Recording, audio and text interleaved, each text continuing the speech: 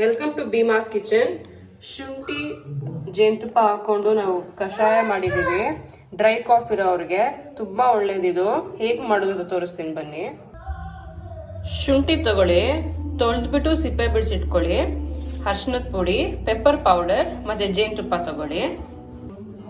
ಈ ಕುಟಾಣಿ ಕಡ್ಡು ತಗೊಂಡು ಶುಂಠಿ ಜಜ್ಜಿಟ್ಕೊಳ್ಳೋಣ. ಚೆನ್ನಾಗಿ ಜಜ್ಜೋಣ ರಸ ಬರೋವರೆಗೂ.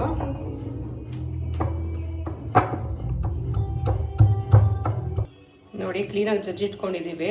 ಇವಾಗ ಅದು ರಸ ತೆಗಿಯೋಣ.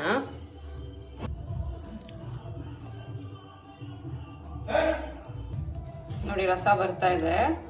ಇದಕ್ಕೆ ಯಾವುದೇ ನೀರು ಸೇರಿಸ್ಕೊಂಬಾರ್ದು ನೀವು, ಅದೇ ರಸನೇ ಹಾಕ್ಬೇಕು ನೀವು.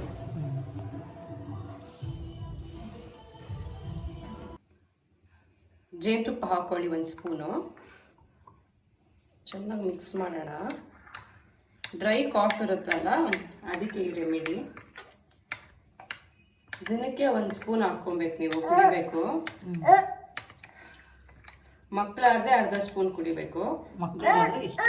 4ರಿಂದ 5 ವರ್ಷ ಮಕ್ಕಳ ಮೇಲೆ ಇಷ್ಟು ಕೊಡಿ ನೀವು. ದೊಡ್ಡವ್ರಿಗಾದ್ರೆ 1 ಸ್ಪೂನ್ ಕೊಡಿ. ಬೇಗ ವಾಸಿ ಆಗುತ್ತೆ. 2-3 ಡೇಸಲ್ಲಿ ವಾಸಿ ಆಗುತ್ತೆ. ಅವಾಗಲೇ ತಕ್ಷಣ ವಾಸಿ ಆಗಲ್ಲ. 1-2 ಸತಿ ಕುಡೀರಿ. ಬೆಳಿಗ್ಗೆ 1 ಸತಿ, ರಾತ್ರಿ ತಿರ್ಗಾ ನೆಕ್ಸ್ಟ್ ಡೇ ಕುಡೀರಿ, ವಾಸಿ ಆಗುತ್ತೆ. ಇದೆಲ್ಲ ಹೋಮ್ ರೆಮಿಡಿ ಇದು. ನೋಡಿ, ತುಂಬಾ ಸಿಂಪಲ್ ಇದು ಮಾಡ್ಕೊಳ್ಳೋದು. ರೆಡಿ ಆಗಿದೆ. ಡ್ರೈ ಕಾಫ್ ಇರುತ್ತಲ್ಲ, ಅವ್ರು ಆರಾಮಾಗಿ ಕುಡಿಬೋದು.